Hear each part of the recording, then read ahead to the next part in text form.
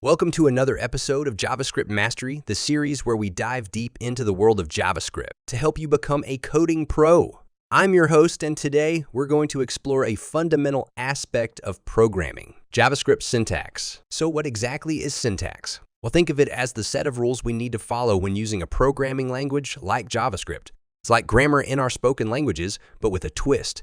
In programming languages, we use syntax to communicate with computers, not people. With spoken languages, we can sometimes bend the rules of grammar and still understand each other. But that's not the case with programming languages. Here we have to follow the rules of syntax to the letter, or else the computer won't have a clue what we're trying to say. Rule number 1, semicolons are important. In JavaScript, we often end our statements with semicolons to let the computer know that one instruction is finished. Rule number 2, case sensitivity. JavaScript is picky about capitalization. Variables and functions are case sensitive. So my variable and my variable are treated as two different things. Rule number 3, proper indentation. While not strictly required by JavaScript itself, good indentation practices make your code readable and maintainable. It's like using paragraphs in an essay. Rule number 4, brackets and parentheses. In JavaScript, we use curly braces for blocks of code and parentheses for functions and expressions.